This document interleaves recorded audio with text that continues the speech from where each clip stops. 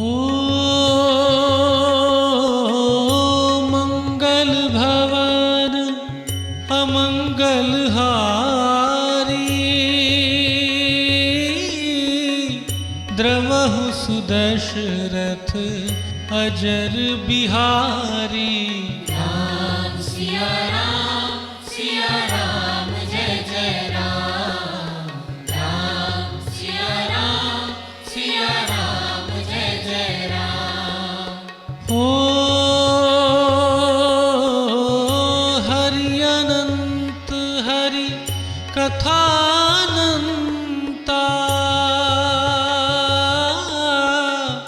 कहहि सुनहि बहु विधि सब संता।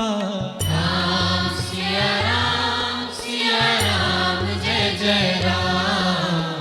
राम सिया राम जय जय राम।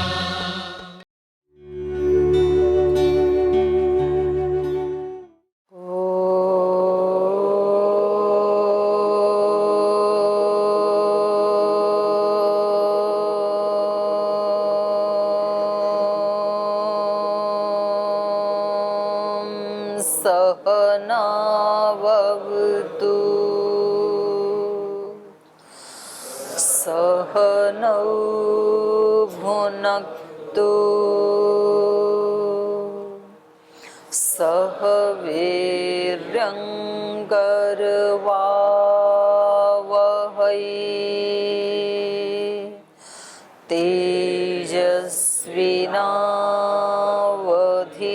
तेजस्विनावधीतमस्तु मा विद्विषावहै।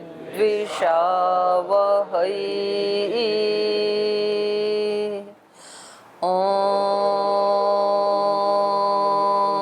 व्रतानां व्रतपते व्रतं चरिष्यामि तच्छकेयं तन्मे राध्यताम्। इदमहमनृतात् सत्यमुपैमि। ॐ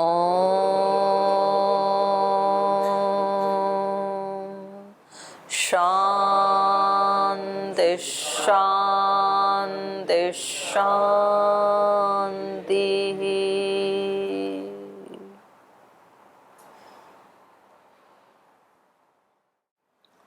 वाल्मीकि रामायण का अयोध्या कांड 47वां सर्ग।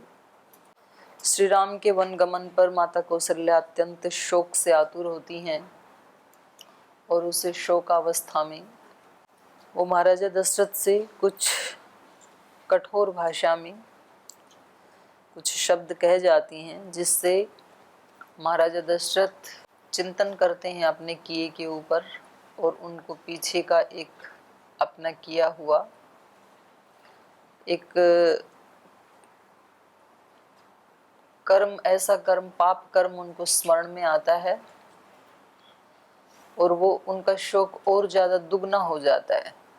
एक तो श्री राम के गमन का शोक, दूसरा कौशल्या के कठोर व्यवहार का शोक, तीसरा उन्होंने कोई भूल कर दी थी, त्रुटि कर दी थी, उसकी स्मृति से शोक। तो इस तरह से शोक से अत्यंत व्याकुल होकर के वो कांपते हुए शरीर से हाथ जोड़ करके माता कौशल्या को कहते हैं कि यद्यपि मैंने अपराध किया है, मेरे से भूल हुई है, आपके प्रति भी हुई है और उससे पहले श्रवण कुमार के प्रति, उसके माता पिता के प्रति भी भूल हुई है, लेकिन आप तो वत्सला हैं, आप तो करुणामयी हैं, प्रेममयी हैं, आप तो क्षमाशीला हैं, आप तो दूसरों को भी माफ कर देती हैं जिन्होंने आपका अहित किया कभी। तो आपको ऐसे कठोर नहीं बोलना चाहिए, क्योंकि जो धर्मशील नारियां होती हैं, धर्म का विमर्श करने वाली जो पतिव्रता नारियां होती हैं, वो अत्यंत दुखी होने पर भी ऐसे कठोर शब्द नहीं बोलती हैं। वो अत्यंत दुखी होने पर भी दूसरे को पीड़ा नहीं देती हैं। खुद तो पीड़ा सह लेती हैं, दूसरों को पीड़ा नहीं देती हैं। तो ऐसा जब महाराजा दशरथ कहते हैं तो माता कौशल्या की आंखों से बारिश की तरह से आंसू बहने लगते हैं। बहुत दुखी हो जाती हैं वो। सचमुच ही मैंने शोक से व्याकुल होकर के ये सब कह डाला, तो ये नहीं कहना था मुझे, ऐसा उनको लगता है। और वो अपने सिर को पकड़ करके और ये सोचती हैं कि ये मैंने क्या कह दिया। और महाराजा दशरथ के चरण कमलों में अपने सिर को टिकाते हुए उनसे क्षमा याचना करते हुए वो कहती हैं, प्रसीद शिरसा याची भूमौ निपतितास्मिते। मैं आपके सामने आपके चरणों में भूमि पर गिरी हुई हाथ जोड़कर चरणों में मस्तक टिका करके याचे क्षमा याचना करती हूँ। याचिता अस्मि देव हता। हे देव, आपसे याचित होकर के तो मैं हता, मानो मौत के समान मृत्यु को ही मैंने प्राप्त किया। क्योंकि पहले महाराजा दशरथ ने उनसे याचना की कि आप प्रसन्न हो जाएं, तो ये कह रही हैं कि हे देव, त्वया याचिता अस्मि हता, नहीं त्वया हंतव्या अहम। आपने मेरे से क्षमा मांगी तो ये मेरे लिए मृत्यु के समान है। जब अपने से बड़े किसी प्रसंग में अपने से क्षमा याचना करें तो ये उस व्यक्ति के लिए मृत्यु के समान है, मतलब धिक्कार है उस व्यक्ति को। नहीं तो व्यक्ति ऐसे उसका अहंकार तृप्त होता है। यदि वो अधार्मिक है, नादान है, तो उसको लगता है कि देखो मैंने इनको क्षमा के लिए मजबूर कर दिया। ये अधार्मिक लोगों की पहचान है, विपरीत आचरण करने वालों की पहचान है, ये कुलटाओं की पहचान है।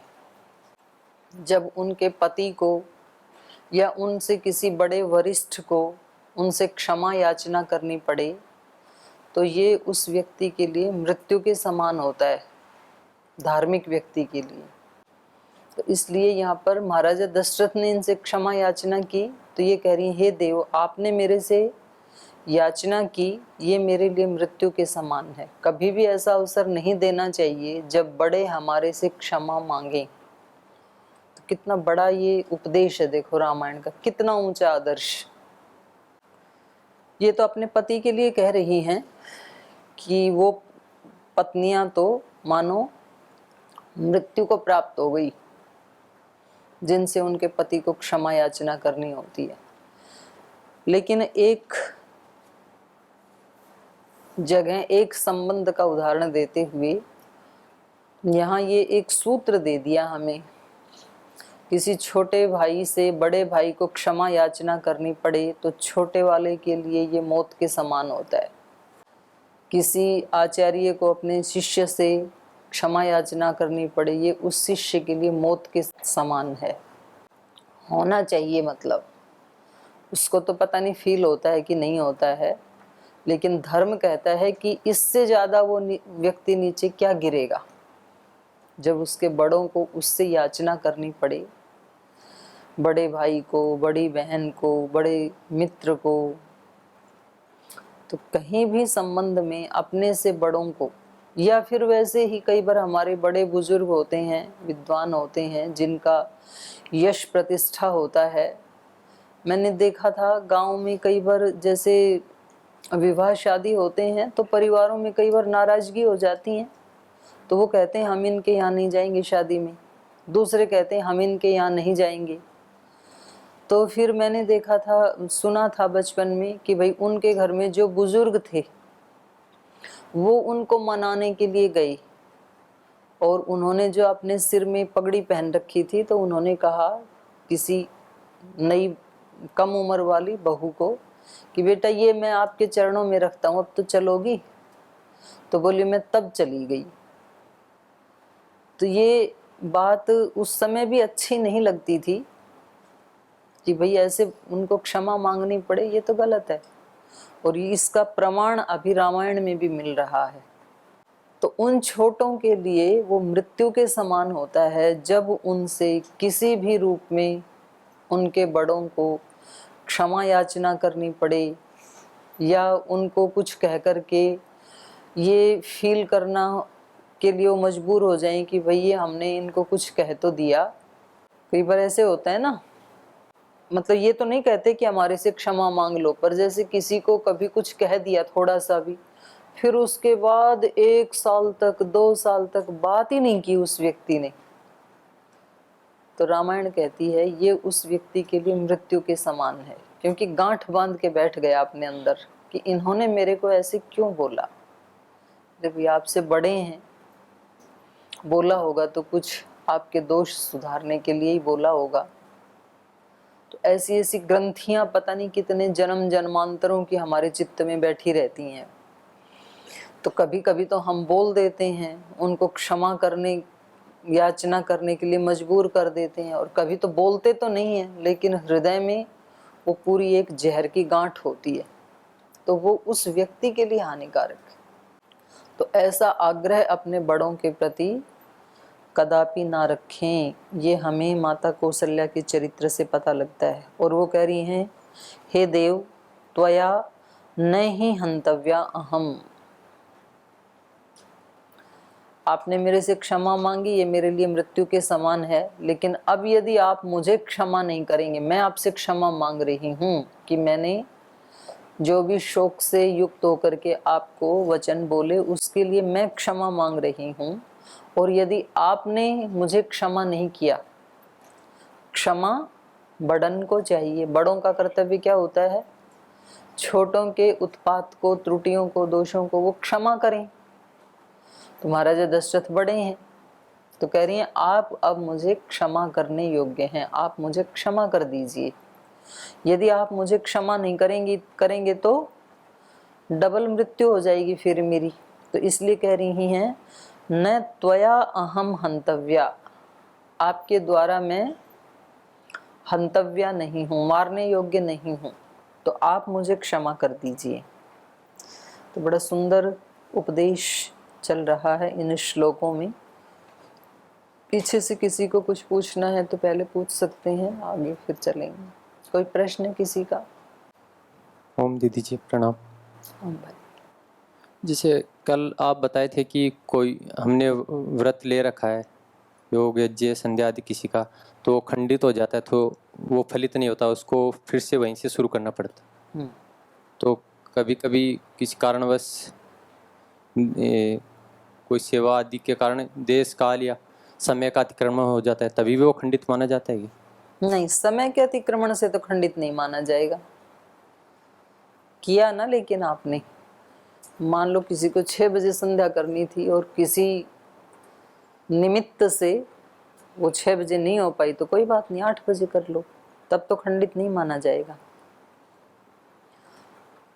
यद्यपि जैसे न्याय दर्शन में आता है ना, वहां पर तो जैसे किसी विशेष कर्म कांड को किसी विशेष फल के लिए शुरू किया जाता है, तब तो काल का भी अतिक्रमण नहीं होता, क्योंकि उस समय उस व्यक्ति के लिए सबसे ज्यादा प्राथमिकता उसी कर्म के लिए है ना, उसी के लिए तो उसने वो बड़ा यज्ञ याग आदि शुरू किया है, या कोई भी अनुष्ठान किसी फल के लिए, उसको वो फल लाना है, वो उसकी प्राथमिकता है। तब तो उसको काल का भी अतिक्रमण नहीं करना, जिस काल का संकल्प लिया था उसी काल में उस कार्य को करना है। लेकिन एक जो रूटीन का हमने किसी काल का संकल्प नहीं लिया था, हमने संकल्प ये लिया था कि हम प्रतिदिन संध्या करेंगे या उपासना करेंगे, तो उसमें काल का जिक्र हमने नहीं किया। अपनी सुविधा से हम मानो 6 बजे करते थे, और किसी दिन किसी निमित्त से, न कि प्रमाद से 6 के 8 बज गए, तो फिर वो अखंड ही माना जाएगा, खंडित नहीं माना जाएगा। सी अगर किसी रोग में है तो सामूहिक ने जाके अगर कोई रोग में अपना पर्सनली कर लेता है तो भी खंडित नहीं माना जाएगा? कभी रोग में, अस्वस्थता की स्थिति में, हाँ अस्वस्थ है और सामूहिक नहीं आ पाए तो ठीक है, अपना लेटे लेटे कर ले। कल जैसे एक एग्जाम का उदाहरण दिया था कि 6 महीने तैयारी की, एक दिन एग्ज़ाम देने नहीं गए, एग्ज़ाम के दिन अस्वस्थ या किसी कारण से, तो अगर इसका हो जाए कि उसी दिन अस्वस्थता के कारण भी वो एग्ज़ाम देने चला जाए, तब तो वो खंडित में नहीं आएगा? ना ना, वो तो देखो दृष्टांत तो एक अंश में घटता है। अब वहां तो यदि आप पेपर देने नहीं गए तो रिजल्ट नहीं आएगा आपका, आप फेल हो गए, फिर आपका खंडित हो गया। पर यहाँ यदि आप सामूहिक रूप से तो करने नहीं गए रोग के कारण, लेकिन अपने बिस्तर में लेटे लेटे कर लिए, तो आपका खंडित नहीं होगा, क्योंकि परीक्षा तो वहां पर ही दी जा सकती है। और किसी विशेष परिस्थिति में ऐसी सुविधा हो कि भाई जो व्यक्ति हॉस्पिटल में या घर में कहीं है और वहां भी यदि कोई यूनिवर्सिटी कहे कि हम वहां भी ले लेंगे आपका एग्जाम, मान लो किसी का पैर टूटा है, वो चल नहीं सकता है, और यूनिवर्सिटी कहती है ठीक हम यहीं आके लिखवा लेंगे, तो तब उसका खंडित नहीं होगा वो भी। लेकिन फिर भी चलो हम मानते हैं कि परीक्षा तो परीक्षा हॉल में ही दी जा सकती है, लेकिन उपासना ऐसा नहीं है कि केवल यज्ञशाला में ही की जा सकती है। उपासना तो कहीं भी कर सकता है व्यक्ति। तो उपासना स्थान से व्रत खंडित नहीं होगा, हृदय में यदि हम उसको कर रहे हैं कहीं भी बैठ के, तो वो अखंडी माना जाएगा। बेशक आप बिस्तर में बैठ के भी कर रहे हैं तो भी खंडित कहाँ हुई, आपने कर लिया ना उसको। एक कभी बोलते हैं कोई दिनचर्या के समय, योग या संध्या के समय कोई सेवा चल रही है, तो व्यक्ति बोलता है ये सेवा ही अपनी यज्ञ या संध्या है, तो वो क्या होगा? हाँ, नैमित्तिक कर्म होते हैं, एक नित्य कर्म होते हैं, एक नैमित्तिक कर्म होते हैं। तो नैमित्तिक कारण से नित्य कर्म कई बार छूट जाते हैं, तो उसमें या तो फिर वो जो नैमित्तिक कर्म है उसको ही आप ईश्वर प्रणिधान की स्थिति में रहते हुए करें, या तो फिर उस काम के बाद जैसे भोजन आदि से पहले आप भले ही थोड़ा कर लें, आपको यदि संतुष्टि नहीं हो रही है तो फिर आप थोड़ा अपना संध्या भी कर लें, है ना। नैमित्तिक कार्यों के लिए नित्य कार्य छूट जाते हैं। नैमित्तिक तो जैसे महाराज जी ने बताया ना कल परसों, भाई संध्या कर रहे हैं और मान लो कहीं आग लग गई, तो अब संध्या छोड़ देनी चाहिए ना, वो नैमित्तिक कार्य, आग बुझानी चाहिए पहले। तब ये नहीं कहना चाहिए कि जी यदि मैंने संध्या छोड़ी तो मेरा तो व्रत टूट जाएगा, तो पहले संध्या कर लूं बाद में आग बुझाऊंगा, तो तब तक तो जल जाएगा गुरुकुल। तो नैमित्तिक के लिए, और एक बात और है, नैमित्तिक कार्य होते हैं वो किसी निमित्त से होते हैं, और नित्य कार्य जो होते हैं वो कर्तव्य भाव से होते हैं। नैमित्तिक कार्य का तो एक अतिरिक्त फल होता है, लेकिन नित्य कार्य का कोई अतिरिक्त फल नहीं होता है, वो हमारा कर्तव्य होता है। अब हमारा स्नान करना नित्य कार्य है, अब इसका कोई अतिरिक्त फल नहीं मिलेगा। दांत साफ करना, नाखून काटना, ये सब कार्य क्या है? नित्य कर्म है, ये करने ही चाहिए, कर्तव्य कर्म है। शरीर को साफ रखना, नाखून को साफ रखना। आपके पास श्रद्धेय स्वामी सोमानंद जी महाराज जी उदाहरण दिया करते थे इसको लेकर के। वो कहते थे देखो भाई, आपके पास कोई पीतल का लोटा है जैसे, तो उसको रोज आप मांजना ही चाहिए, तो इससे वो कभी भी सोने का नहीं हो जाएगा। आप कितना भी मांजो उसको, 1 साल 2 साल 10 साल 50 साल, तो वो सोना नहीं बनेगा, पीतल ही रहेगा। तो बोले जी फिर मांजने से क्या फायदा, बिना मांजे भी पीतल ही रहेगा, मांजने से भी पीतल ही रहेगा, तो फायदा क्या मांजने का? मांजने का फायदा ये है, एक तो उसके ऊपर दाग नहीं लगेंगे, नहीं मांजेंगे तो दाग लग जाएंगे, काला हो जाएगा। और दूसरे होते हैं नैमित्तिक, उनमें परिवर्तन होता है। आप संध्या उपासना करते हैं, ये आपका नित्य कर्म है, लेकिन यदि आपको संप्रज्ञात समाधि लगानी है और उसके लिए आप अतिरिक्त समय में अपनी ध्यान उपासना या काम करते समय भी ईश्वर प्रणिधान की स्थिति, जागरूकता, इसको बढ़ा देते हैं, तो अब ये जो आप काम कर रहे हैं ये नैमित्तिक हो गया। आप असंप्रज्ञात समाधि को प्राप्त करने के लिए, आंतरिक सूक्ष्म शक्तियों की अभिव्यक्ति के लिए, या इस ब्रह्मांड में जो सूक्ष्म शक्तियां काम कर रही हैं उनकी सहायता लेने के लिए आप ये अतिरिक्त प्रयास कर रहे हैं। तो तब इसका परिणाम होगा रूपांतरण। तो रूपांतरण के लिए वो उदाहरण देते थे भृंगी का। एक कीड़ा होता है ना भृंगी, जो मिट्टी के घर बनाता है, जो ततैया की तरह से होता है ना एक प्राणी, तो मिट्टी ला ला के अपने मुंह में कहीं कहीं से वो बनाता है, उसमें बीच बीच में छेद होते हैं, तो उसमें वो अलग अलग कीड़े ला के भी उसमें भर देता है। तो जैसे मिट्टी तोड़ेंगे तो आपको सब वो अंडे एक जैसे नहीं मिलेंगे, अलग अलग मिलेंगे।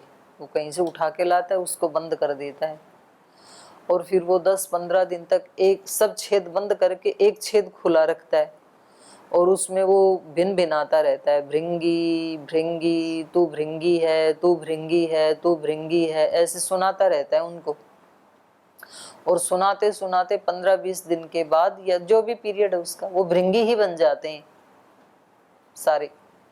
ऐसे आतंकवादी भी करते हैं, कहीं कहीं से बच्चे उठा लाते हैं और फिर उनको एक ही मंत्र सुनाते हैं, बाकी सब दरवाजे बंद, उनका कोई कांटेक्ट नहीं होता बाहर के संसार से। और फिर उसको बताते हैं कि तेरे लिए अगर तू आतंकवाद में शामिल होकर के आतंकी कार्य करेगा तो तुझे जन्नत मिलेगी, और नहीं तो मौत, तू यहाँ से भाग नहीं सकता। तू भागा और हमने तेरे को मारा, तो तेरे सामने 2 ही ऑप्शन है, मृत्यु या आतंक। तो वो कुछ ही समय में उसको स्वीकार कर लेता है, और उसको यही लगता है कि यदि मैंने ज्यादा लोगों को मारा तो मुझे जन्नत मिलेगी। तो ये क्या है? ट्रांसफॉर्मेशन, रूपांतरण। तो ऐसे ही अध्यात्म में भी होता है। गुरु अपने शिष्य को गर्भ में रखता है, क्योंकि गर्भ ऐसी जगह है जहां पर बाहर के किसी भी वस्तु व्यक्ति का हस्तक्षेप नहीं है। माँ उसको जो सुनाएगी वही वो सुनेगा, माँ जो खाएगी वो पोषण मिलेगा, माँ जो पानी पिएगी उससे उसके शरीर को जल का तत्व मिलेगा। तो पूर्ण रूप से वो माँ के डिपेंडेंट है।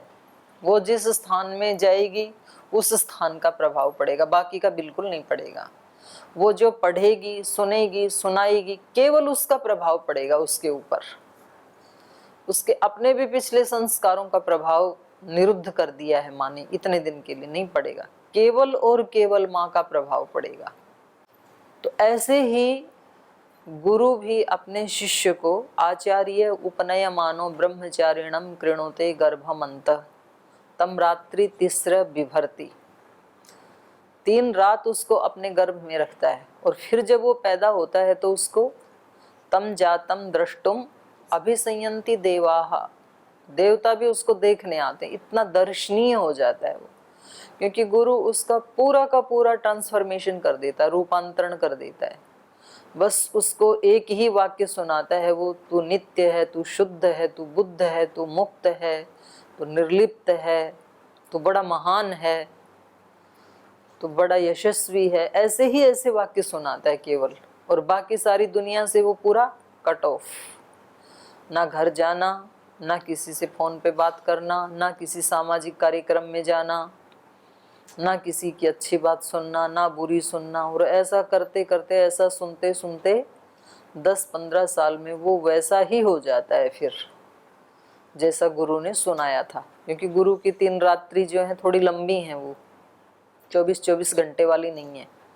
एक एक विद्या का ज्ञान उसको आत्मसात करवा देता है। 3 रात्रि का मतलब ये है, 3 प्रकार का जो उसका वेदत्रयी विद्या जिसको कहते हैं, तो एक एक विद्या उसको आत्मसात करवा देता है।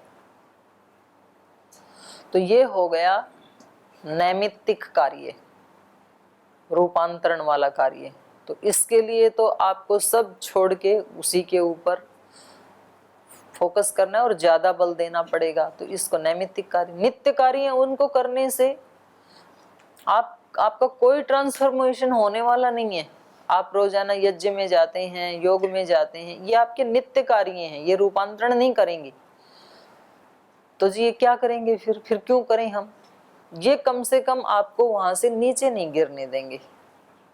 पीतल के लोटे को मांजेंगे तो वो पीतल ही रहेगा, लेकिन वो लोहा नहीं बन जाएगा, वो काला नहीं हो जाएगा, उससे नीचे नहीं गिर जाएगा। इसलिए उसको मांजना ही चाहिए। नित्य कर्म यदि हम करेंगे, रोजाना स्नान करना, दंत धावन करना, नाश्ता करना सात्विक, तो इससे कोई रूपांतरण होने वाला नहीं है। लेकिन आप पशु नहीं बनेंगे। कम से कम यदि आप स्नान नहीं करेंगे, दंत धावन नहीं करेंगे, सात्विक आहार नहीं करेंगे, तो आप नीचे जा सकते हैं, असुरत्व को प्राप्त कर सकते हैं। आप उल्टा पलटा खाएंगे, रोगी हो जाएंगे। तो वहां नीचे गिरने से बचाने के लिए होते हैं नित्य कर्म, और ऊपर उठाने के लिए होते हैं नैमित्तिक कर्म। ऊपर तो किसी निमित्त से उठता है और अपने स्थान पे नित्य कर्मों के कारण ठहरता है व्यक्ति। तो हम नीचे ना गिरें, इसलिए हमें नित्य कर्म पूरी श्रद्धा और भक्ति से युक्त होकर के करने चाहिए, श्रद्धा पूर्वक करने चाहिए। अपने कर्तव्य का पालन ऐसे नहीं कि भाई करना ही है तो उसका उल्हाना सा उतार दिया, पोत पूरा कर दिया, तो उसका फिर रिजल्ट नहीं आएगा। तो उसको अत्यंत श्रद्धा और भक्ति से युक्त होकर के करें, तो वो हमें कम से कम नीचे नहीं गिरने देंगे नित्य कर्म। तो नित्य कर्मों की भी अखंडता होनी चाहिए, और नैमित्तिक कर्म यदि किसी ने लिया है तो उसकी भी अखंडता होनी चाहिए। फिर जिस निमित्त से आपने वो अनुष्ठान शुरू किया था, वो फल जरूर आपको मिलेगा। विशेष या निमित्तिक कर्म वो खंडित नहीं होना चाहिए अगर किसी ने ले रखा है तो? नहीं होना चाहिए। नैमित्तिक को भी खंडित नहीं होना चाहिए और नित्य को भी खंडित नहीं होना चाहिए। नहीं, जैसे नित्य क्रम में तो थोड़ा सा समय का आगे पीछे हो सकता तो है, खंडित नहीं हुआ ना वो। लेकिन निमित्त कर्म समय पे मतलब नहीं, जो आपने संकल्प लिया है। नैमित्तिक में भी यदि आपने संकल्प समय का नहीं लिया, आपने ये लिया है कि दिन भर में मुझे कभी भी ये करना है, उसमें भी कर सकते हैं। जो आपने संकल्प लिया है ना, उसका खंडन नहीं करना। और कोई प्रश्न है किसी का? ओम प्रणाम जी। जो अभी आपने बताया कि पति की हमें बड़ा मानना चाहिए, तो क्या इसीलिए वर की आयु अधिक देखी जाती है? और आजकल तो क्या होने लगा है कि रिश्ते नहीं मिलते तो उल्टा भी होने लग गया है कि 2-4 साल लड़कियां बड़ी हुई है।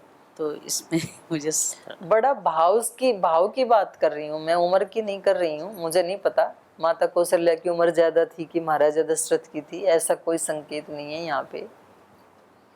बड़े का मतलब होता है एक पद की दृष्टि से, प्रतिष्ठा की दृष्टि से, भाव की दृष्टि से। जैसे कई बार ऐसे होता है कि गुरुकुल में आचार्य जो है उसकी उम्र छोटी है, कई बार शिष्य बड़ी उम्र के आ जाते हैं यहाँ पे, तो उनको छोटी उम्र होते हुए भी अपने आचार्य को बड़ा ही मानना चाहिए, क्योंकि वो पद जो है वो निर्धारित। ये सारे सामाजिक व्यवहार है ना। आत्मा की दृष्टि से तो कौन बड़ा और कौन छोटा, लेकिन सामाजिक व्यवहार सामाजिक दृष्टि से ही चलेंगे, नहीं तो अव्यवस्था फैल जाएगी। अब आप देखो सामाजिक दृष्टि से, जैसे मानो मेरे को श्रद्धेय स्वामी जी महाराज तू कहें, तो जो मेरा आत्मा है उसमें कोई निम्नता आएगी क्या? वैसा ही रहेगा। तू कहने से कोई नीचा नहीं होता है। आप लोगों में से कोई मेरे को आप कहे तो आत्मा कुछ अपग्रेड होगी क्या? नहीं होगी। और कोई नाम लेकर के बोलता है तो आत्मा में कोई चेंज आएगा क्या? आत्मा में भी नहीं आएगा, शरीर में भी नहीं आएगा। जैसा शरीर है वैसा ही रहेगा, आत्मा जैसा है वैसा ही रहेगा। लेकिन जब अपने से छोटे तू कहते हैं तो अच्छा नहीं लगता है, कहने वाले को भी, सुनने वाले को भी, दूसरों को भी। और अपने से बड़े कहते हैं तो किसी को भी बुरा नहीं लगता है, क्योंकि उनका अधिकार है। तो ये व्यवहार हमने अनादिकाल से एक वो सेट कर रखा है, अभी सामाजिक व्यवहार कैसे होने चाहिए। तो उसमें यद्यपि आध्यात्मिक दृष्टि से कुछ भी अंतर नहीं पड़ता है। कोई किसी का नाम लेके बोले, कोई किसी को तू कह के बोले, आप कह करके बोले, पूज्य कह करके बोले, अपूज्य कह करके बोले, कैसे भी बोले, कोई परिवर्तन नहीं होगा। आत्मा आत्मा है, ना वो तू है, ना आप है, ना मैं है। तीनों से अलग है वो। ऐसे ही शरीर में भी कुछ भी ना, कुछ उसमें कुछ ऐड होगा ना कुछ घटेगा, वैसा ही रहेगा। लेकिन ये लोक व्यवहार है। इसलिए यहाँ महाराज दशरथ ने माता कौशल्या को भी कहा कि आप तो पर अवर सब लोक व्यवहार को जानने वाली हैं। तो लोक व्यवहार को जानना बहुत जरूरी है, ये संकेत किया गया यहाँ पर।